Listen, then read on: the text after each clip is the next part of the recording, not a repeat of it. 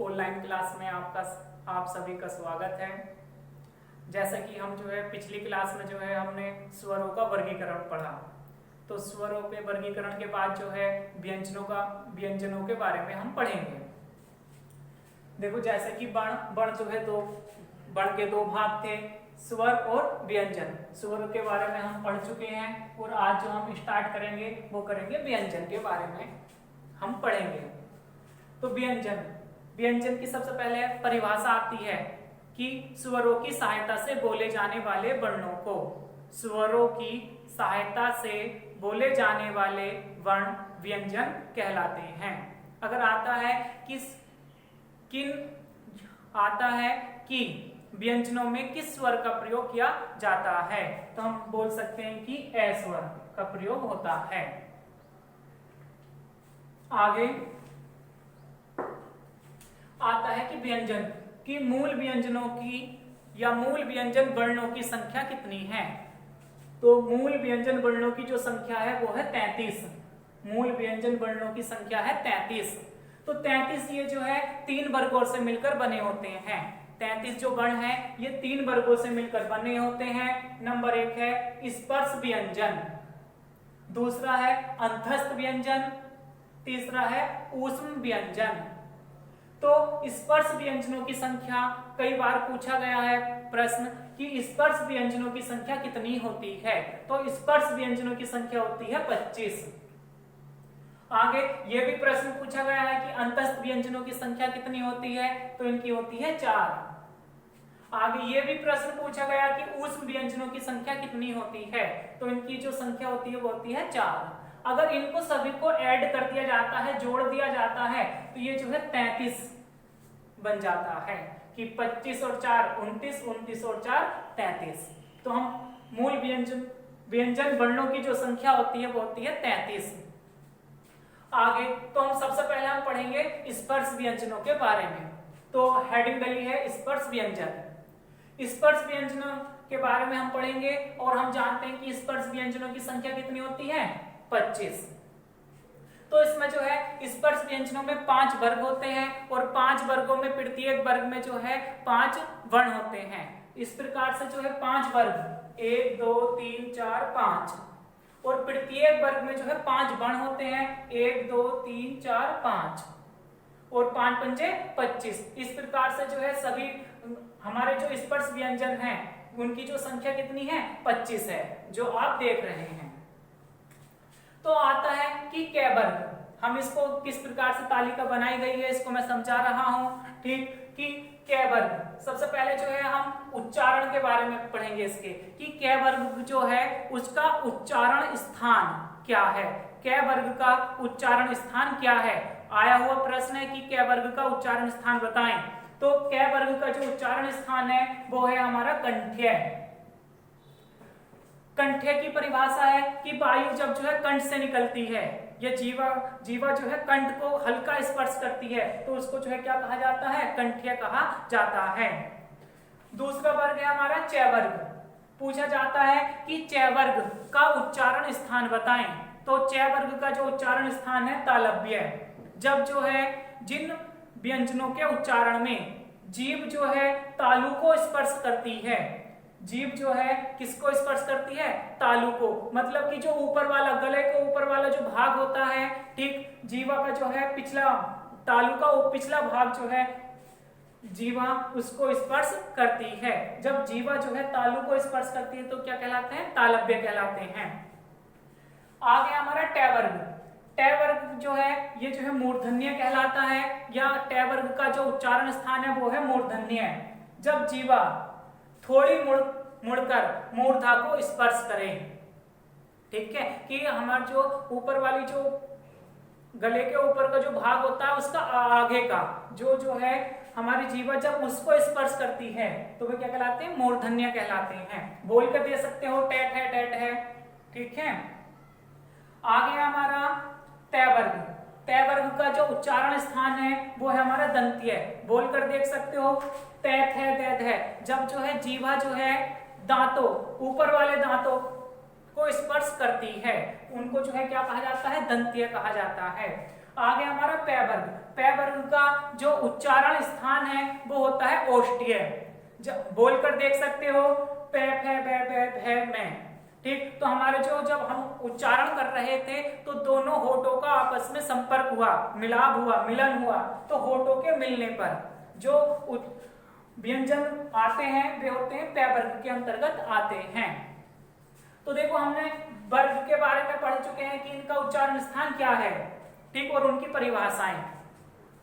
आगे है कि एक वर्ग में जो है 5 वर्ण आते हैं, एक प्रत्येक वर्ग में जो है 5 वर्ण आते हैं। जैसे कि कै वर्ग में ये भी याद रखना है कि कै वर्ग में कौन कौन से वर्ण आते हैं, चै वर्ग में कौन कौन से आते हैं, टै वर्ग में कौन कौन से वर्ण आते हैं, कि तै वर्ग में कौन कौन से आते हैं, पै वर्ग में कौन कौन से वर्ण आते हैं, इनकी भी हमें जानकारी होनी चाहिए।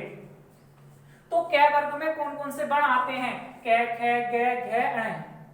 चै, चै वर्ग में चै छे झे झे अण। आगे हमारा टै वर्ग में टै ठे डे ढे न। आगे तै वर्ग में जो है तै थे दे धे न। पै वर्ग में पै फे वे भे मैं। आगे है कि देखो इसके जो है ये जो है वर्ग का पहला वर्ण है, ये दूसरा वर्ण है वर्ग का, ये तीसरा वर्ण है, ये जो है चौथा वर्ण है, ये जो है 5वां वर्ण है, ठीक। तो हमारे जो है ध्यान देंगे कि वर्ग का प्रथम और द्वितीय वर्ण जो होता है, वर्ग का प्रथम और द्वितीय वर्ण जो होता है वो जो है अघोष होता है। वर्ग का प्रथम और द्वितीय वर्ण जो होता है वो अघोष होता है। और आगे हमारा कि वर्ग का तृतीय, चतुर्थ और पंचम जो वर्ण होता है वो होता है सघोष। एक बार फिर से सुन लें कि वर्ग का प्रथम और द्वितीय वर्ण जो होता है हमारा अघोष होता है, और वर्ग का तृतीय, चतुर्थ और पंचम जो वर्ण होता है वो होता है हमारा सघोष। सघोष की जगह जो है ऑप्शन में हमें घोष भी मिल सकता है, सघोष ना देकर घोष बोल सकता है, तो हमें घबराने नहीं है, ठीक है। वो उसी का मतलब भी क्या होगा, सघोष ही होगा। आगे कि हम ये जान चुके हैं कि वर्ग का प्रथम और द्वितीय वर्ण जो है हमारा अघोष होता है, और वर्ग का तृतीय, चतुर्थ और पंचम वर्ण जो है हमारा सघोष होता है। अब आते हैं अल्पप्राण और महाप्राण के बारे में। तो अल्पप्राण किसको, अल्पप्राण जो है वर्ग का कौन कौन सा वर्ण होता है। तो अल्पप्राण प्रथम, तृतीय और पंचम, प्रथम, तृतीय और पंचम विषम संख्या ले सकते हैं हम यहाँ पर कि प्रथम, तृतीय और पंचम जो वर्ण होता है वर्ग का वो जो है अल्पप्राण होता है।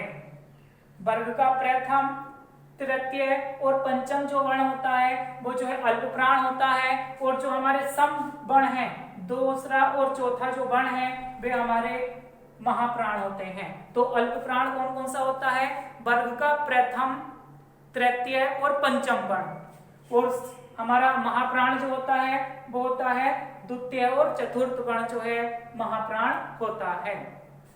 पंचम वर्ण में जो है ये अनुनासिक नासिके दिया जाता है, ठीक। ये पंचम जो वर्ण होता है, वर्ग के पंचम जो वर्ण होते हैं वे नासिके भी कहलाते हैं, ठीक। तो देखो ये पूछा जा सकता है कि ऑप्शन देगा कि कौन सा वर्ण, ये 4 ऑप्शन ले लो, पहला, दूसरा, तीसरा, चौथा, ये 4 ऑप्शन है आपके पास, और वो पूछ लेगा कि वर्ग का कौन सा वर्ण कंठ नासिकीय है, ठीक है। कंठ भी हो और नासिकीय भी हो, ठीक। तो हम जान सकते हैं कि कंठ कै वर्ग होता है और नासिकीय पंचम वर्ण, तो कै वर्ग का पंचम वर्ण हम छांट लेंगे, ठीक। क्या होगा, कंठ नासिकीय होगा, ठीक। इस प्रकार से हमारे प्रश्न आ सकते हैं। जैसा वो पूछ ले कि पहला ऑप्शन है आपके पास चे, दूसरा ऑप्शन है थे, तीसरा ऑप्शन है घे, चौथा ऑप्शन है भे। अब वो पूछता है कि कौन कौन से वर्ण, या इसमें ये बताएं कि कौन से वर्ण जो है अल्पप्राण के हैं, अल्पप्राण बताने हैं, अल्पप्राण कौन कौन से वर्ण हैं अल्पप्राण के। तो देखो चे, हमने बताया था अल्पप्राण कौन कौन सा होता है कि वर्ग का प्रथम, तृतीय और पंचम वर्ण जो है क्या होते हैं, अल्पप्राण होते हैं। तो हम देखेंगे चे, वर्ग का प्रथम वर्ण है, तो ये भी क्या होगा हमारा अल्प प्राण होगा, अल्प प्राण। और ध्यान देखो, अब जो है हम यहाँ पर ही देखेंगे कि सघोष है कि अघोष है। तो हमने सघोष और अघोष के बारे में हम पढ़ा है, अभी जाना है कि वर्ग का प्रथम और द्वितीय वर्ण जो होता है वो क्या होता है, अघोष होता है। तो ये वर्ग का प्रथम वर्ण है, तो ये क्या होगा हमारा अघोष होगा। आगे बात करते हैं थ की। थ तो थ जो है वर्ग का द्वितीय वर्ण है, और हम जानते हैं कि वर्ग का द्वितीय और चतुर्थ वर्ण सम वर्ण जो होते हैं वे क्या होते हैं, अल्पप्राण होते हैं, महाप्राण होते हैं, महाप्राण। और अब हमें ये देखना है कि ये सघोष होगा या अघोष होगा। तो हम जानते हैं कि वर्ग का जो है द्वितीय वर्ण है, और द्वितीय वर्ण पहला और द्वितीय वर्ण जो है क्या होते हैं, अघोष होते हैं। आगे है घ। घ जो है ये कौन से वर्ग में आता है, क, ख, ग, घ, ये चतुर्थ वर्ण है। और हम जानते हैं कि दूसरा और चौथा जो है क्या होते हैं, महाप्राण के होते हैं, महाप्राण। ठीक, आगे हमारा कि ये जो है महाप्राण हो गया, सघोष है या अघोष है। तो वर्ग का प्रथम और द्वितीय वर्ण जो है अघोष होता है, और तीसरा चौथा और पांचवा क्या होता है, सघोष। तो हमारा ये है हमारा सघोष। अब भय की बात करते हैं, पे, फे, बै, भय। तो ये भी हमारा चतुर्थ वर्ण है, ठीक है। तो ये भी क्वालिटी क्या क्या रखता है, विशेषता अपने आप में, महाप्राण है और सघोष है। अगर देखो हमने ये तालिका हमने ध्यान से पढ़ी है, तो हम जो है सभी प्रश्नों के जवाब दे देंगे, ठीक। तो इसको जो है ध्यान से देखना है, ठीक। अगर एक बार में समझ में नहीं आए तो दोबारा देख लेना है वीडियो को। और देखते हैं अब इनके उच्चारण स्थान, और देखते हैं च वर्ग का जो उच्चारण स्थान है वो है च, ठीक, तालव्य। थ है ये तय वर्ग में आ जाता है, और जीव का जो स्पर्श किससे हो रहा है, दांतों से हो रहा है, ऊपर के दांतों से हो रहा है। जब ऊपर के दांतों से होता है तो क्या होता है, दंत्य होता है। आगे घ, क, ख, ग। तो हमारा जो है क जो है हमारा क वर्ग का है, और क वर्ग क्या होता है, कंठ्य होता है। तो ये क्या हो जाएगा, कंठ्य हो जाएगा। आगे भ, पे वर्ग का है, और पे वर्ग क्या होता है हमारा, ओष्ठ्य होता है। तो हमारा भ का जो उच्चारण स्थान है वो क्या हो जाएगा, ओष्ठ्य, ओष्ठ्य हो जाएगा, ठीक। इसी प्रकार से जो है देखो वो पूछ लेगा। ऑप्शन है हमारे पास, फिर से मैं ऑप्शन दे रहा हूं। पहला ऑप्शन, दूसरा है, तीसरा ऑप्शन है, चौथा ऑप्शन है। इसमें बताना है कि ये हमारा सवाल है, 4 ऑप्शन हमारे पास हैं, ठीक। इसमें बताना है हमें कि दंत्य और नासिकीय, कि कौन सा वर्ण दंत्य और नासिकीय की विशेषता रखता है। तो ध्यान दें, दंत्य कौन थे, तय वर्ग के। तो तय वर्ग का जो है हम देखेंगे कि तय वर्ग में कौन कौन से आते हैं। ये तय वर्ग का है नहीं, च वर्ग का है। न देखेंगे कि तैथ है, तैथ है, ध, न। तो हमारा जाएगा न है, तो ये भी हमारा दंत्य है। और पंचम वर्ण है, नासिक के लिए पंचम वर्ण होना जरूरी है, तो हमारा जो पंचम वर्ण है, ठीक। आगे है ज जो है च वर्ग में आता है, और च वर्ग क्या है हमारा, तालव्य है। और मैं देखो पे वर्ग में आता है, ओष्ठ्य है, ठीक। तो ये जो हमारा ओष्ठ्य हो जाएगा। तो हमने पूछा था कि दंत नासिक जो विशेषता रखता है वो जो है हमारा क्या है, न है। आंसर क्या हो जाएगा, न, ठीक। धन्यवाद। कब शुरू हुई? सही चल रहा है।